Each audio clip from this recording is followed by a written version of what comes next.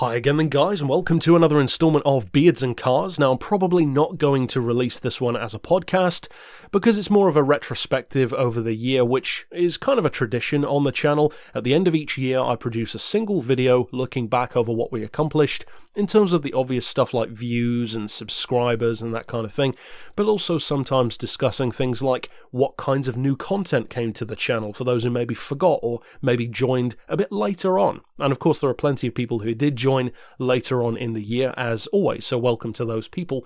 Now I made a couple of predictions of course, and I tend to do that for the coming year in each of those videos, so it could be interesting to go back and look at those, and I'll link to those in the description if you want to check out how the channel has grown each year.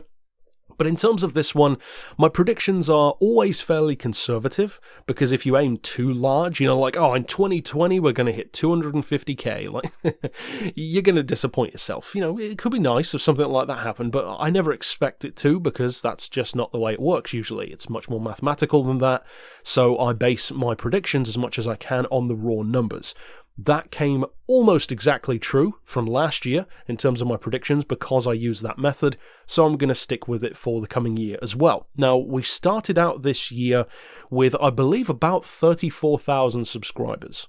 So that alone has seen a lot of growth in 2019. We are right under 50k, and 50k was my prediction. So it's about as close to that as you can be without actually hitting it.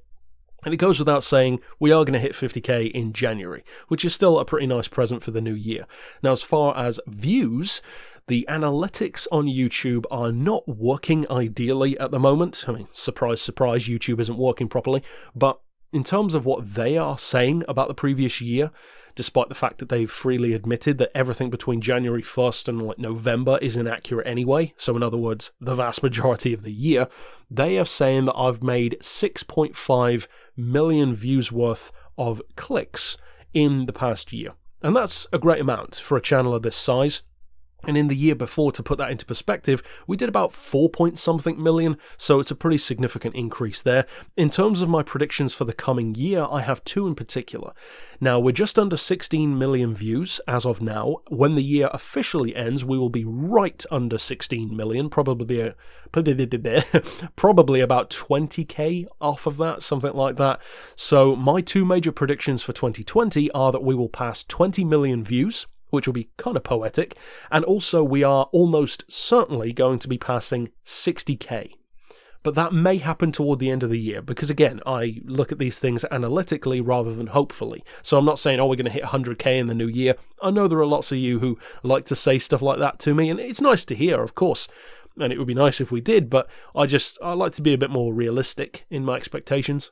So based on the raw numbers, I like to take the lower end of the spectrum and say, for instance, if it's a load of bad days rather than the best possible days, what will the numbers be then? And then anything above that is a bonus. So with that under consideration, the rough idea for what could happen in 2020 is at least 5.5 million views. As I said, this year was 6.5, so it's entirely possible that it will be higher again. Probably will.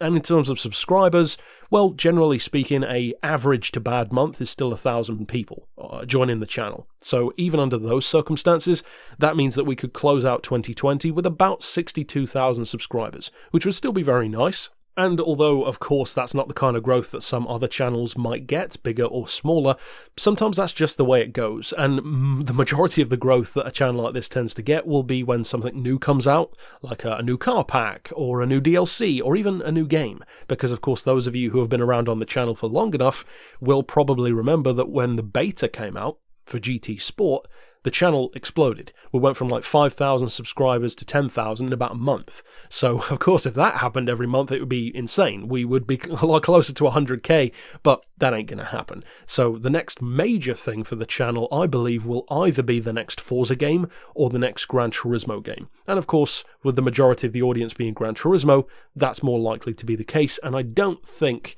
we're going to see that in 2020 anyway. We could, but I don't expect it. Maybe the end, we'll see. Now, in terms of what we've actually accomplished this year, we are probably, if we can all arrange it with our different time zones and work schedules, going to have kind of an informal Team HSG chat maybe within the next few days, maybe even at the start of the new year. We'll have to see, between myself and Maverick and Ness and Nismo Nath, maybe a couple of others too. And we're going to basically look back over some of our personal favourite moments of 2019, and we have accomplished a lot of things. So I wanted to do a quick rundown for those who maybe did join later on, or maybe those who just like to reminisce of some of the biggest things that have happened this year in chronological order. So the order in which all of these things actually happened is the order that I'm going to talk about them with.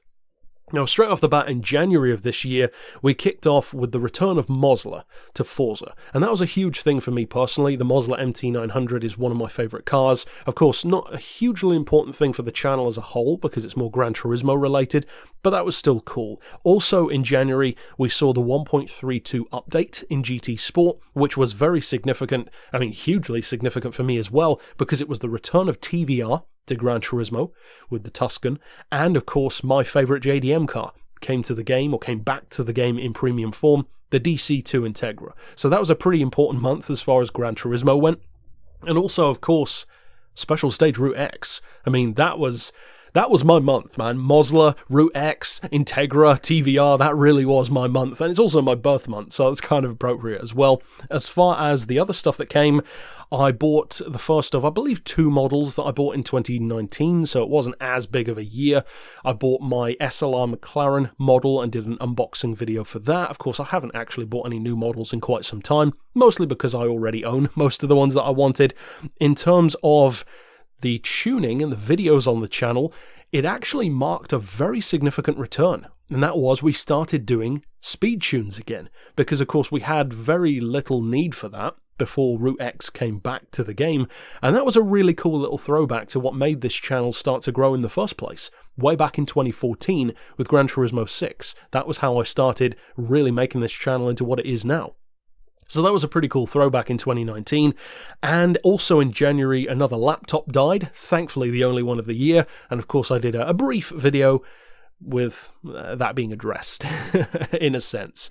And also I began a very interesting new series, which doesn't have a huge amount of episodes, but it's fairly popular and I enjoy making them, and that is the Lap Guides series. I did a lap guide for Route X, for the Nürburgring, for Le Mans, Goodwood, others too, and basically it's an in-depth breakdown, literally corner by corner, of all of the major racetracks in Gran Turismo, so that you can improve your lap times, and it also discusses strategies for racing, everything from a short race to an endurance race, and all that kind of stuff.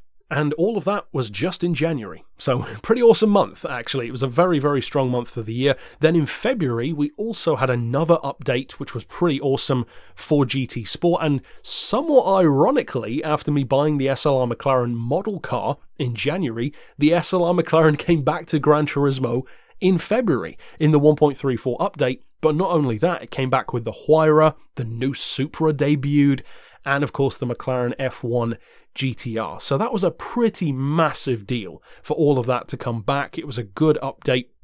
I also did another unboxing, the second model car that I bought in the year, and this one was interesting because it would come to be one of 2 occasions this year when something has been an interesting way of foreshadowing things to come, because the model car that I bought was a Maserati Quattroporte in kind of a bluish grey, and of course if you followed the year you know why that's significant far, far later on. Now, as far as March, moving next into that, because February was good, not quite as busy, but definitely good.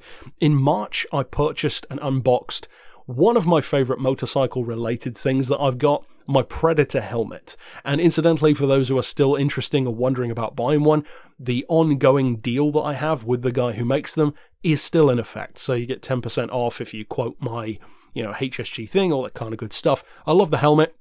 And of course, later on in the year, I actually passed my full motorcycle license. That was actually, I think, last month. No, it was the 10th. I passed in October. So for those who maybe don't know, because I haven't talked about it much on the channel, I now have, of course, my full car license, but I now have my full A-class motorcycle license as well. So I can ride any bike on the road.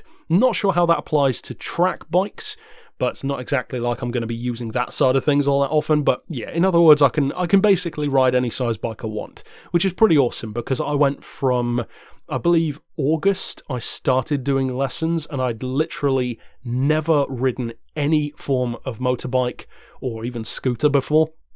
I went on a 125 scooter for a taster lesson, then a 125, one of those skinny little bikes for a single lesson, and then immediately moved up to a Yamaha MT-07, which is a 700cc bike, and that's what I passed my test on. So I did my CBT, my A1, and my A2 all within 2 or 3 months. And most of that was just because the appointments were fairly hard to get, because so many people were actually doing lessons with the guy that I went with. So that was a fantastic experience. I really enjoyed it, and now I can ride any bike. So, of course, you can bet your backside there's going to be some bike reviews on the channel as well when I can get into doing those. But obviously getting my hands on the bikes is the more difficult part. But anyway, that also happened. Well, that didn't happen in March, but it was tied into that in terms of the Predator helmet. We also had the 1.36 update arrive in GT Sport, which brought back a couple of significant cars, including the Stratos, which was one of my long-term predictions, and of course it brought the Dallaras to the game, the Super Formula cars, which have been some of the most consistently popular new cars to be brought to the game. And it's cool to see that people still love those cars so much.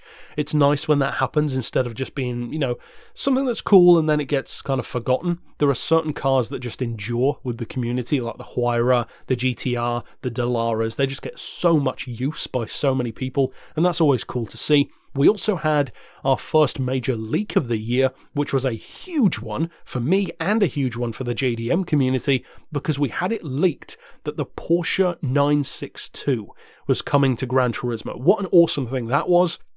I was really stoked for that. And of course, the A86, which so many people were happy about, and it was a strong year for the 86 as well. Recently we had the facelift, we had the Corolla Levin and the Sprinter Truno all added within 2019, so that was a pretty strong year for Initial D fans, and an interesting confirmation which hasn't exactly come to fruition yet, of course, but it's one that I'm also excited for. The Lamborghini Espada was confirmed to be coming to Gran Turismo and seen actually being modelled into the game. Of course, we still don't have that yet, so we'll have to wait and see there. But, Polyphony is notorious for taking a long time to make these cars and put them into the game, so don't hold your breath, in other words. As far as April goes, April was a little bit quieter. We had Goodwood confirmed for the game, that is, and that was a kind of unexpected new thing. I was expecting the Goodwood Hill Climb, but of course it was the circuit, which has also proved to be a pretty popular track. And also another car which still hasn't arrived in the game was confirmed, the Time Attack Civic. And when I spoke to the creator of the car, of course, he said that they had told him it was due to be coming to the game at the end of the year. Well, that didn't happen. So, are you really surprised? But yeah, according to him, that was when it was supposed to come, because that is what he had been told by Polyphony. But it's not the first time, and certainly wouldn't be the last, that Polyphony has given dodgy information. Even the PlayStation page has got things wrong, thanks to Polyphony's lack of communication. Stuff like Laguna Seca arriving a month before it actually did. More recently, the police cars being in the N classes, when they're not, they're in Group X. It's the same ongoing issues that Polyphony has had for a long time with a lack of quality communication, and it's nice to know that it's not just us in the community who they don't speak to properly. Apparently it's also PlayStation who they're not really talking to properly. So, they're a law unto themselves apparently. But that was it for April. As far as May went, May actually was the beginning of a very, very significant time for the channel for a couple of debuts, and probably the most significant new series was the News Roundup. I actually began that in May of this year, and that was hugely important, of course, because it's one of those stalwart videos now on the channel. Everything from Koenigsegg breaking records to new cars being debuted to exclusive vehicles that you might have not seen.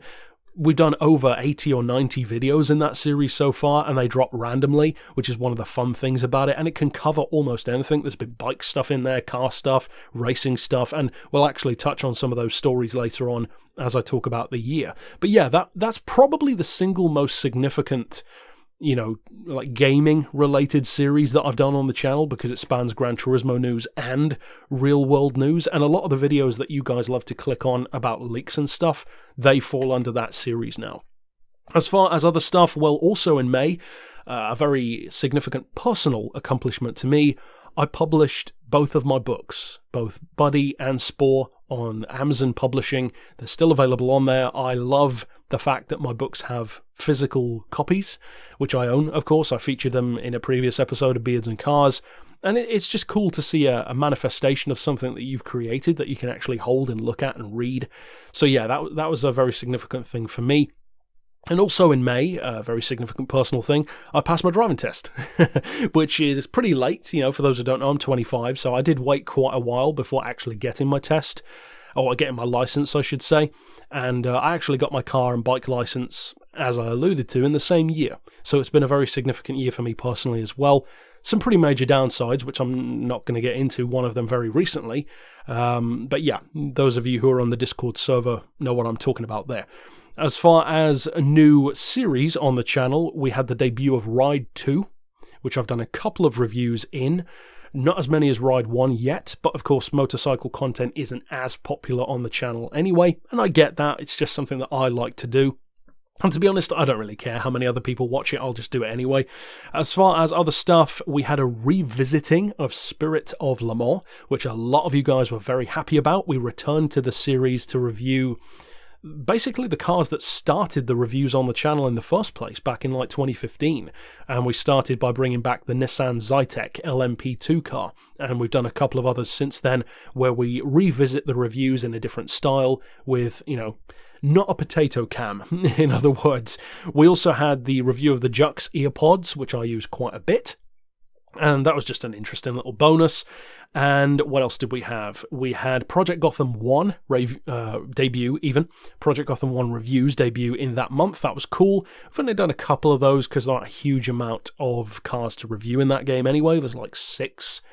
And an interesting little foreshadowing event happened again because, of course, I mentioned about the Maserati model that I bought. Because in May, I reviewed the Touareg V10 in Test Drive Unlimited 2. And even though I didn't realise it at the time, that would be very significant that I reviewed that, because, of course, we'll get to that later on, but many of you already know why that's a big deal as well. Now, moving into June, June was a pretty massive month in terms of the list that I've got here. We had the trailer drop for Ford v Ferrari, which I'm going to talk about again later on in this video when the movie actually came out. We had a car which we're still talking about, but the first unveiling of the Gordon Murray T50, the fan car, which is forthcoming. That was actually debuted in June. We had a Beards and Cars episode, which was, I believe, still by far the most controversial that I've ever done, which was talking about whether or not paid DLC had a place in Gran Turismo. Hindsight, eh? It's a magical thing. Look at where we are now.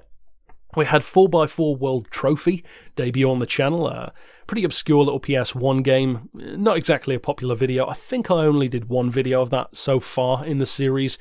And we also had the announcement, a very significant and also somewhat controversial announcement, so it was a controversial month, of Le Mans hypercars. And although we'd known about it kind of for a couple of months prior, it was really in June where the official stuff kicked off in terms of what the FIA was announcing and setting in stone, really. So that was a pretty interesting time.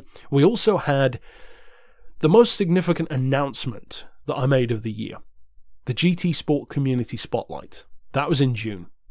And although, very strangely, Gran Turismo also announced the My GT Moment series immediately after I made mine, which is suspect at best, I do find it interesting to see that My GT Moment has no way near the popularity or the traction, and certainly hasn't featured anywhere near as many people as we have in this GTSCS series. It releases, if I can, every day at midnight usually. Initially it was 2 a day. That wasn't, I couldn't maintain that.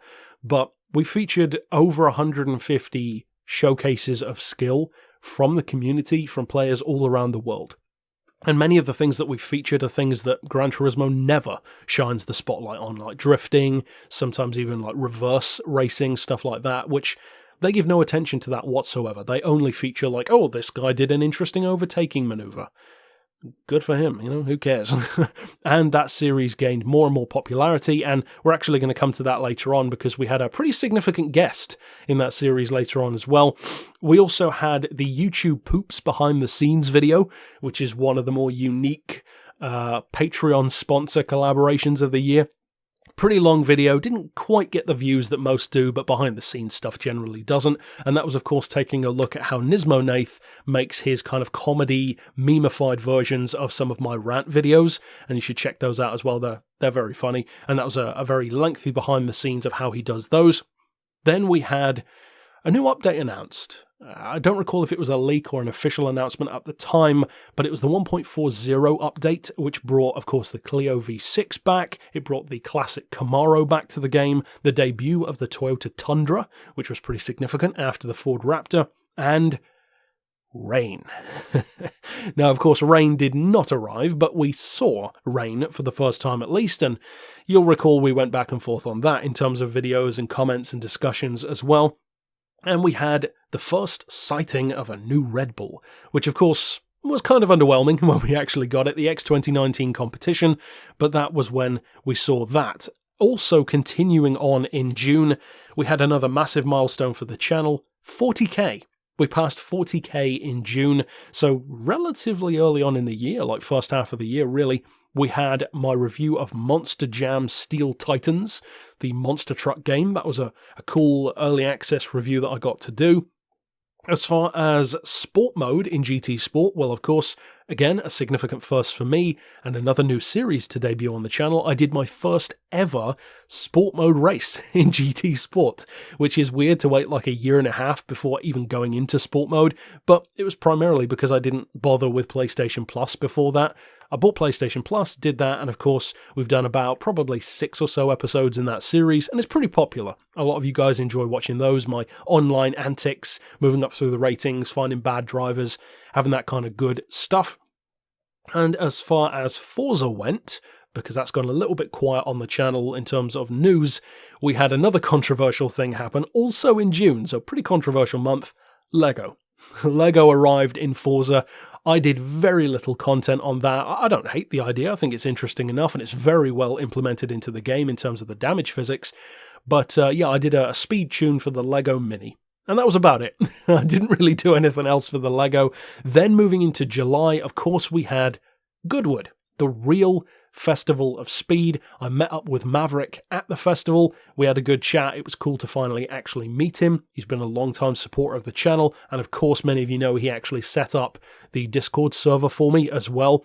And incidentally, that's gone from strength to strength this year also, with almost 700 people on there at this point. And I'm pretty sure that was this year, I think, that we set that up. It might have been last year, but I don't know. Whatever, it's done well is the point. And incidentally, I was kind of disappointed that my Goodwood video, which Maverick is actually in as well, didn't really do that well. You guys didn't seem bothered to actually watch the video. It got like 1,300 views or something, so I might put a link to that one in the description if you want to actually go back and watch it, because it's a pretty cool video, and there's a lot of great cars in it as well.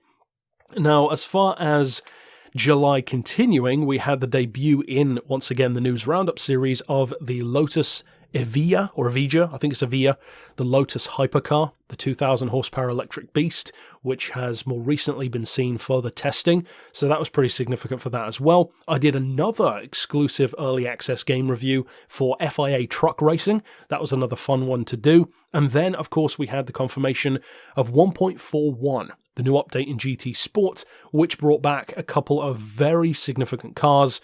The Porsche 930 was leaked, the 930 Turbo, the old 911, and of course, the EK Civic, which was massively popular to see that that was coming back. Also in July, we had something which some people kind of poo-pooed, but it turned out to be true, and that was leaked evidence through kind of official channels, though, thanks to some images on a computer screen at Polyphony of a Roof CTR3 potentially being in Gran Turismo, and we all know how that turned out, so that was pretty cool as well, and that was way back in July. Then, of course, we had another massive milestone for me, and this is one of my favourite things of the whole year, one of the best automotive experiences I've had, actually. Only 3 months after getting my license in the first place, I did my first real car review on the channel, and that was for the BMW i8, of all things. The i8 Roadster. It was a fantastic experience to have the car for half a day, to get to use it. It was awesome. It was a lot of fun. Of course, it was fast. Great review. I was really happy with it.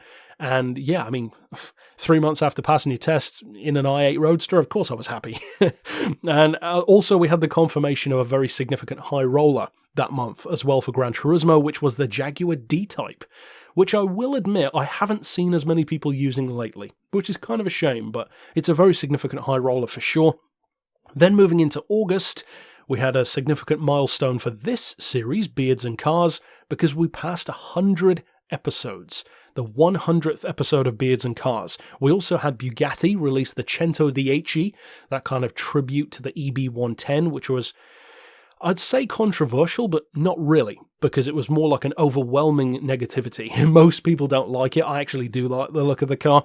And as far as my personal life, another massive thing happened in August, which was, of course, I bought my first car, which, as I mentioned earlier on with Test Drive Unlimited, was foreshadowed. I bought my Touareg, which I still own now. Touareg V10, it's an absolute beast. Of course, it was very sketchy at first with the car breaking down, but since it was fixed, and thankfully I didn't have to pay for that myself, it's been great ever since. I love the car. It is, as I said, an absolute beast, and I believe it's one of the best all-round cars you can get for the money, because for $5,000, I mean, it's an awesome car with such a unique engine. I still love it right now, still use it very much so. And also, to jump back into the Patreon collab series, we had a very significant new debut of a series thanks to Ness in Pajamas, who you can also chat with pretty regularly on the Discord server. He's a very high input member of the community, which is cool to see. I always love it when people enjoy the community as much as I do. And of course, he actually kicked off Gran Turismo 1, which I'd never covered on the channel before. He's still producing those videos every so often now with car reviews. And that was fun. You know, it's always great and fun to add a new game to the roster on the channel, because one of my goals was always to feature at least Gran Turismo and Forza, which we do, but we've done so much more, so many more games than that. So yeah, that was pretty cool as well. Also in August though, because the month definitely wasn't over yet, we had the return of a couple of very, very iconic JDM cars in the 1.43 update, and many of you will probably remember this one because I know it was very popular. The Honda S2000 finally came back, the Mitsubishi GTO in a form that was not in GT6 with the pop-up headlights, and of course the Silvia S13. And the Silvia still tends to be a car that a lot of JDM cars clamour around. I think it's probably that and the Nissan 370Z is what I see most of the attention around. And of course we had another look at rain. And we also had Spa spotted, which did not arrive, and of course again that was a lot of back and forth and disappointment.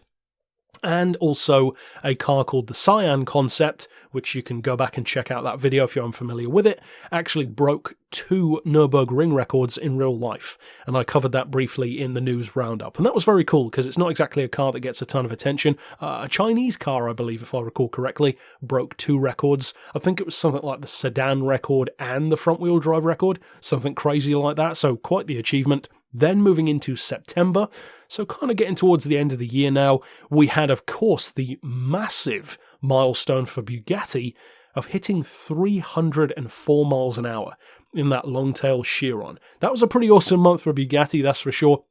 And it was cool to see that when I noticed the news, or whoever it was that mentioned it to me, I don't recall now. We had another milestone for Beards and Cars, thanks to Maverick, which was, of course, our first guest. It was the first co-op episode of that, the first feature, and that was me and Maverick talking about polyphony and their lack of communication, funnily enough, which is an ongoing issue, of course.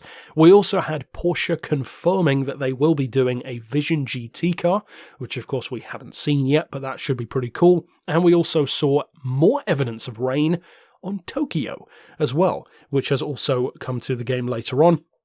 Also in September, though, because it was a pretty massive month, actually, we had the member of the very, very high-end community aspect of GT Sport actually becoming a part of this channel. He'd watched the channel a long time before, which I'd totally forgotten that he commented on a video, actually, but he joined the community spotlight for a special guest episode. Many of you will know him as TRL Lightning, aka Maciel Hizal, and he actually featured in the community spotlight in like a 26-minute race that he'd done in one of the, I believe, Sport Mode or FIA events, I don't recall now, but that was a pretty cool race to watch, seeing one of literally the fastest guys in the world putting his support behind this channel instead of my GT moment. That was pretty cool. That was pretty cool to see. I won't lie, I'm pretty proud of that moment. As far as updates go in the game, we had the 1.45 patch. And of course, that brought the Camaro ZL1 1LE, which is a pretty badass new car. A lot of people love that one. The Ferrari 365 GTB as well, which a lot of other people love, and I'm happy for them. And of course, the Dodge Coronet as well, which is always nice to see more muscle car love. One of my wrong predictions of the year that car was. Then we also had a release of a pretty unique video. I released my 1 hour mashup of 26 driving songs from racing games, like a video that you can put on in the background, featuring some of my favourite themes and songs from some of my favourite racing games. And it's actually a video that I've gone back and watched a couple of times because I like listening to it, and there's a lot of cool songs in there. I might revisit that one in the future with a Volume 2, but probably not yet. We then had the curious announcement, also in September, of Spec 2, with a trailer. GT Sport Spec 2. There was wild speculation, but don't waste your breath. It wasn't really anything special. It was just a re-release of the game on, I believe, around the anniversary time. And, of course, that was basically just the same game, but with a number of updates already fitted, like up to 1.32 or something like that, which, you know, big deal. And I believe it was Asia only anyway in terms of its release. Then, of course, we had another very interesting milestone, or a very interesting occasion, really, in Beards and Cars once again. And I will say it's the first video that I've ever done, like literally ever done on the channel, where I was not the person who was what I would consider to be the knowledgeable one on the subject at hand. And that is interviewing Nismonath about being a real 24 Hours of Lemons driver, because that's something that I just have no experience with. Whereas all the other videos that I do, it's always something that I'm speaking to, that I'm qualified in, or that I'm passionate about. I know nothing about lemons, and that was a fascinating experience. I love that video. I would strongly recommend checking it out if you want to, because Nismonath, much like Ness and Maverick and others too in the community, are really easy to get on with. He's a great guy. Great to talk to, great to hear about his experience as well, and he had some words for budding race drivers, maybe some of yourselves who would love to get into like affordable racing and that kind of stuff. So yeah, that was probably one of my favourite episodes of the year as well in that regard. And also we did, I don't recall which month it was, but speaking once again to Ness, he was in Beards and Cars also when we were discussing our favourite cars from way back in Gran Turismo 2. So it was a really fun year for different features of the community as well. Then, of course, in the news roundup, we had Koenigsegg breaking a world record. Hot on the heels of Bugatti breaking 300, Koenigsegg broke the 0 to 400 kilometre to 0 record in the Regera.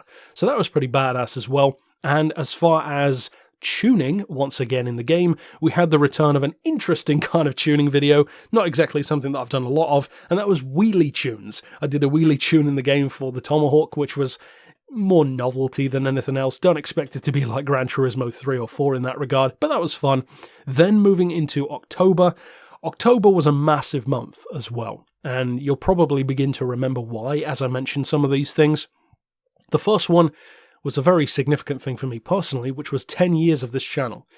It marked 10 years since I'd actually created this channel. Not in its current form though. HSG is not 10 years old, it's just technically the channel is. In terms of scoops and news on the channel, we had what is probably my single favourite piece of news from the entire year. Literally. And I'm not talking about stuff that relates to the channel or that relates to, my personal life. This is just talking about Gran Turismo. And that is the huge exclusive scoop, thanks to a member of the community, that Zenvo, the car manufacturer, officially wants to be a part of Gran Turismo. And that was a news piece that nobody else covered. It was exclusive to us. That was awesome. I really enjoyed that because it wasn't just some meaningless little thing. It was a pretty huge scoop as well. Then, of course, we had a new sponsor coming as well, Ty, or Tyler. You can still chat to him as well on the Discord server. He's not as involved yet as some of the others like Nismonath and Ness, but he had his first sponsor collab, which was also, I believe, the first member to feature Forza as one of his monthly choices, which was driving the Volkswagen IDR Pikes Peak car in Horizon 4, kind of showcasing the performance of the vehicle. So that was a cool little video as well, and it was nice to see him making his debut, and I'm looking forward to working with him further on the channel. We also had another channel milestone, 45k. So, moving through subscriber milestones throughout the year. We had also a couple of pretty massive changes on the channel.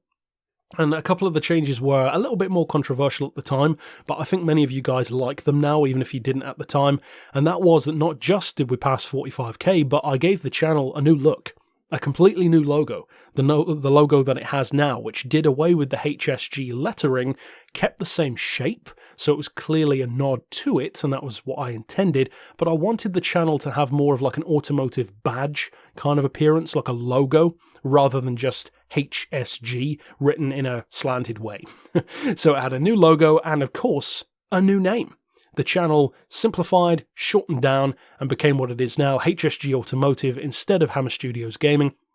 And I won't lie, I will definitely not lie, the primary reason why I did that is because I want the channel to be taken more seriously by real car manufacturers, because I plan to work with more of them in the future, and unfortunately, the current climate, despite the fact that gaming is such a massive thing, is that as soon as somebody who's not involved in gaming and YouTube sees the word gaming, they lose a little bit of respect and don't take it as seriously. So by removing the gaming and just having it as an acronym instead, HSG Automotive, I think it's just more professional. I'm certainly happy with it, and I love the new logo myself, and I'm glad that many of you have warmed to it over time also with, again, like I said, more of a badge kind of appearance.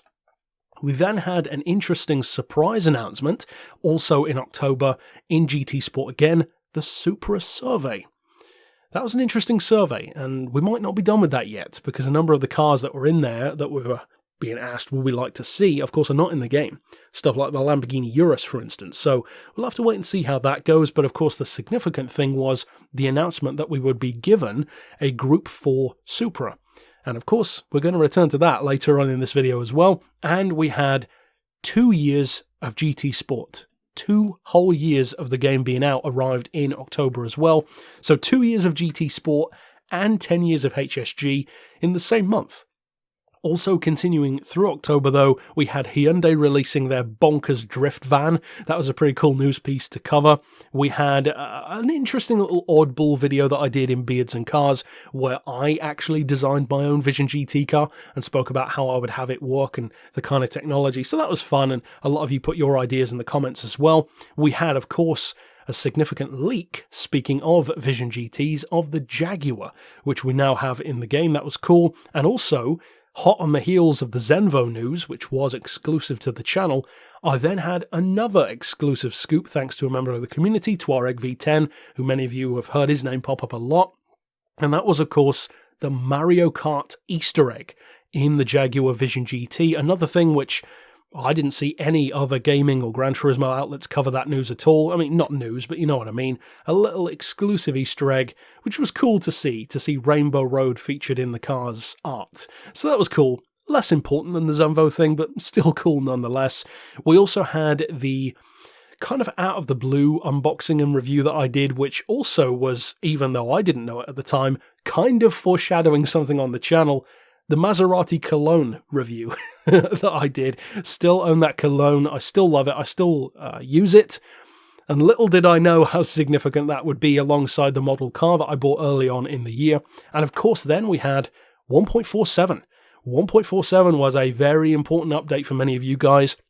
And in fact, I would say that we ended the year in at least as strong a way as we started it, because Spa came back, and so many people were happy about that. I was more happy on behalf of those people, because I couldn't care less about Spa, to be honest with you, but I know a lot of people love that. And of course, we had a very significant new classic car come to the game, the Mercedes 300 SEL. That was a pretty awesome car to see debut, and of course, the Porsche Taycan arrived as well, which was very nice, and also that was when we started to see Porsche really getting into it. And that's continuing even more recently, and it's cool to see Porsche taking more of an interest in the game and having more cars featured. We also had, of course, the Lamborghini Aventador SV arrive, mixed thoughts on that one. You know, some people love it, and so that was, I would say, a pretty cool update as well. Then, though, moving into November, we had the rain glitch, and that was an interesting little moment where you could basically access rain on almost any, if not any, circuit in the game, and that was cool. We did a couple of videos on that. I did a rain race on Special Stage Route X, which you can still watch. We did some Nürburgring rain racing. It was very cool to see. Of course, it didn't have the full road, not physics, but the road textures that you'd expect from rain. It was more of like a visual thing only, with some physics changes. But of course, when you actually drive on, for instance, Spa in the rain, it's very different to what that glitch was. And of course, they patched that pretty quickly, but it was fun while it lasted. We also passed the 50th week of the livery competition and did a very special video looking back over every single winner in that video. And that was pretty awesome to do as well. Some news which I think only I really cared about, which was Bimota unveiling their new hyperbike, the H2, based on the Kawasaki Ninja H2. Because for those who don't know, Bimota is my favourite motorcycle manufacturer. They are actually the inspiration for the logo on the channel and for the colours that HSG has always had. And yeah, I mean, it's an awesome bike. Of course, it's based on the Ninja H2. It's going to be pretty rapid. Next up in the world of real cars, we had, of course, McLaren's announcement of the Elva, the open-topped, very powerful, ultra-exclusive kind of Sterling Moss-style machine that they released, and a lot of people were happy with that. We had something which I was far more happy to see, which was Peugeot's announcement that they are returning to Le Mans in the hypercar category, and that's pretty awesome. We've since heard more news that it's going to actually look kind of similar to their Vision GT car, the 750, so that's pretty awesome as well. There probably won't be a road homologated version, it is Peugeot after all, but we'll have to wait and see. And of course, a very significant electric car, which I've seen more and more of recently, which is nice to see that it doesn't just fade into obscurity. The Aspark Owl, the Asian hyper electric car with 2,000 horsepower and incredible performance. A lot of you love the way that car looks.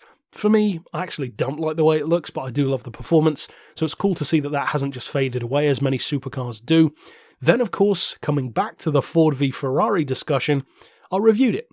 I did my very rare movie review on this channel, because, of course, that was the whole point of SHM, Sledgehammer Movies, my second channel, which recently passed 4,000 subscribers. That was where my movie thoughts went, but it just seemed more appropriate to put a car review on this channel, and at the same time, that second channel's pretty much dead anyway. I might repurpose it at some point, but yeah, I mean, any of the videos that don't get demonetized for being horror-related just get claimed by whatever studio feels like it, so it's pointless. Plus, the views are rubbish anyway. Yeah, it was just a dying channel. Literally wasn't worth the time. Then, of course, we had Toyota returning to Forza. Huge news for Forza fans, and even though I haven't revisited Forza in the time since then, because, of course, that was very recent, it's pretty interesting. Interesting to see Toyota having more and more of an involvement in Gran Turismo, but then suddenly out of the blue coming back to Forza as well. Very interesting.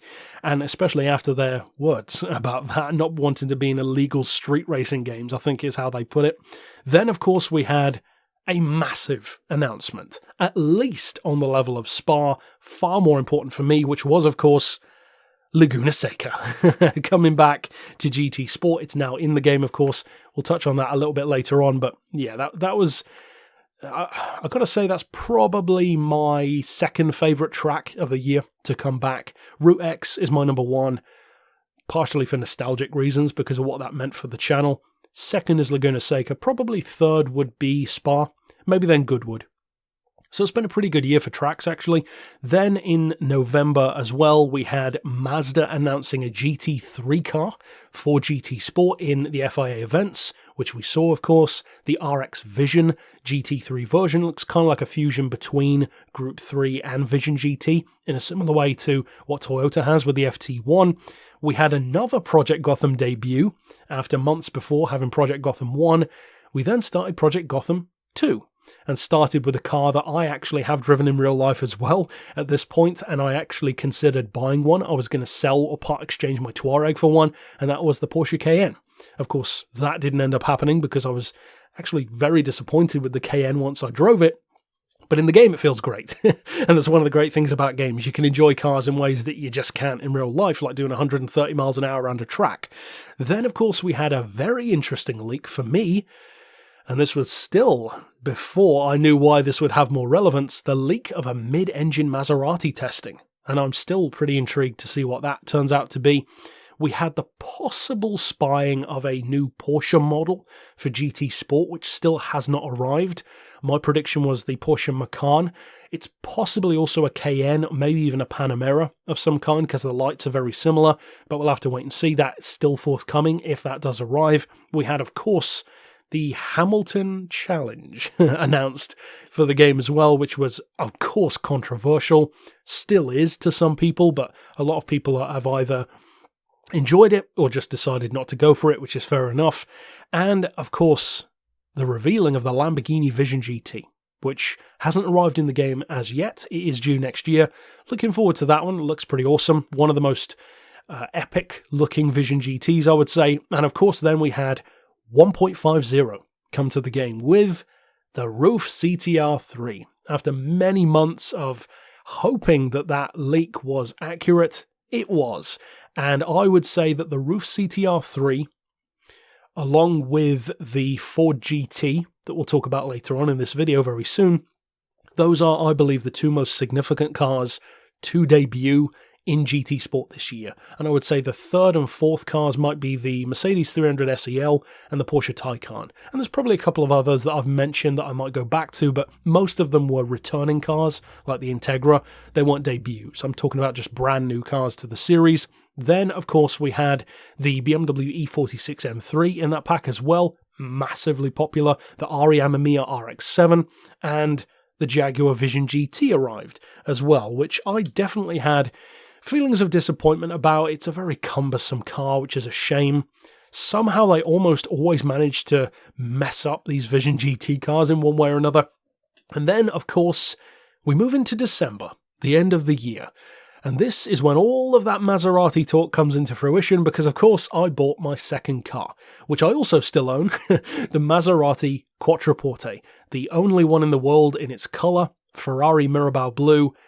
It's an awesome car. It sounds incredible. The handling is unbelievable. And, of course, the performance is phenomenal. But I will say, and this is something that I haven't spoken about on the channel since reviewing it and making the announcement video, the unboxing, if you will, that owning the Maserati has made me appreciate the Touareg more. Because as fun and as beautiful and as phenomenal sounding and as great performing as the Quattroporte is, I honestly believe that the Touareg is a better car. And I have no problem saying that. Maserati is still my favourite brand. I don't regret buying the car in the slightest. But, yeah. The Touareg, I think, is a better all-round machine in terms of what it can do, but also the chunkiness, the practicality, far better fuel economy, and for a lower price as well. But yeah, I love them both. I love the fact that the Touareg was my first car, and I love the fact that Maserati was my second, so I can hardly complain about that. But yeah, that was probably the most significant, car thing to happen in quite some time on the channel. And then, of course, we had the very significant news of rotaries in real life being allowed to return to Le Mans. So it's been a pretty cool year for Le Mans. We had hypercars announced, Peugeot confirms they're coming back, rotaries are going to be allowed. It's actually shaping up to be far more interesting than I first gave it credit for, and I'm very happy to be wrong about that. Then, of course, we had the announcement of 3 new features coming to this channel. 3 new features which I still need to implement, I will be honest, but as I said, it's been a pretty busy month for family health reasons, but I want to make some updated audiobooks for the patrons so that they can read along or listen along to me reading my books. That is from, I'm going to do the $5 tier and up. You'll get access to that. I'm also going to be doing some movie watch-alongs of car movies like Duel, Rush, Ford v Ferrari when it's released, also exclusively to Patreon. I don't recall what the third feature was now, but you can hear about it in Beards and Cars anyway. And then, of course, we had the actual arrival of the Group 4 Supra coming to the game. And that was pretty cool. Maybe a little disappointing for some people who had apparently missed the survey. That's a shame. Only 100,000 people apparently have that Supra out of the millions of people who play the game, so it is very exclusive. But, it's just one of those things, and you can't change it now. Of course, then we had 1.53. Possibly my favourite overall update of the year. I would say that my two favourites were 1.32 right at the start of the year. I think it was 1.32 if I recall, with the Integra and Route X. And also right at the end of the year, Laguna Seca, the Ford GT, the Porsche Carrera RS, and of course for many people, the cop cars, which many people really like. Of course, it brought some issues with it, especially the cop cars with the liveries all going crazy, but for some of us, that's getting better now. I can use liveries and see my decals and all of that, thankfully, but some people, I believe, have still been having issues. It still baffles me how Polyphony somehow manages to break the game with almost every update. It's kind of crazy. You'd think they'd be testing them better than that now. And also, this didn't happen right at the end of the year, but I'm going to include it as the last thing on the list because it's something which was massively significant to the channel, but something which many people probably didn't even notice because it's not what the channel's known for. There's a very small series that I did just a few episodes of called Unsolved Mysteries.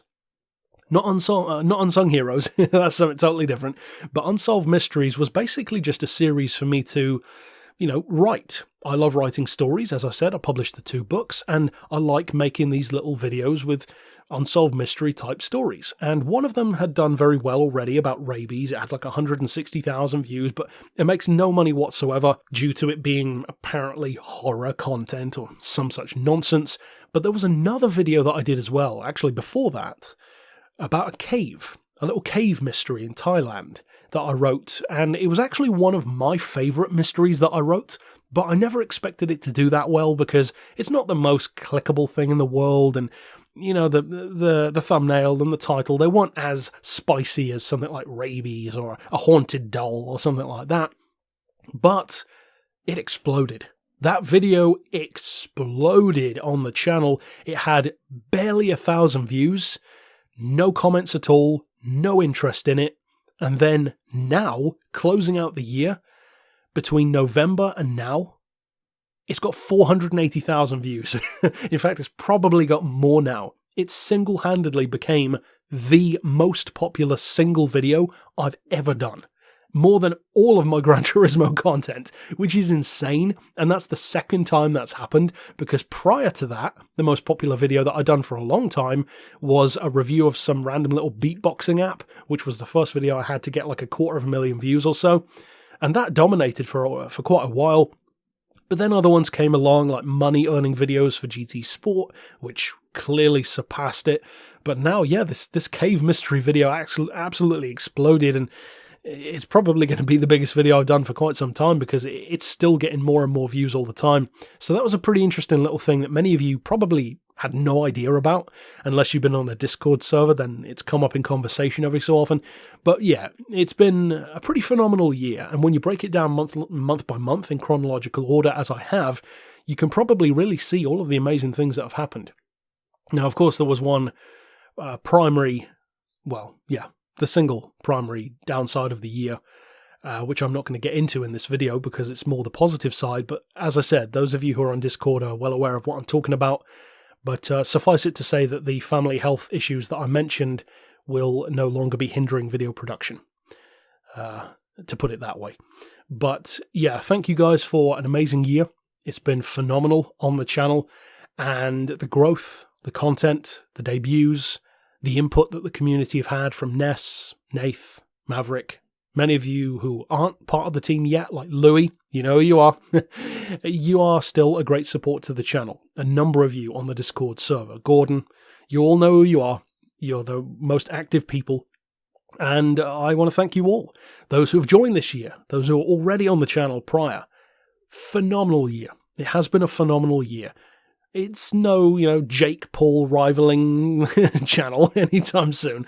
But the growth has been fantastic. The new debuts have been, I would argue, easily the most significant.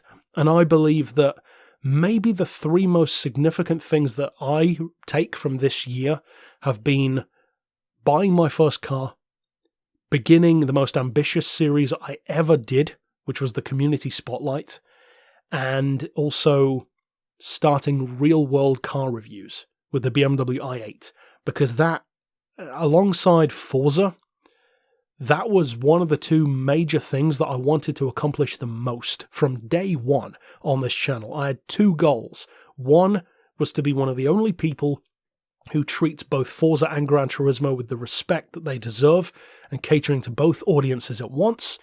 And the second goal that I always had was to move into doing real car reviews.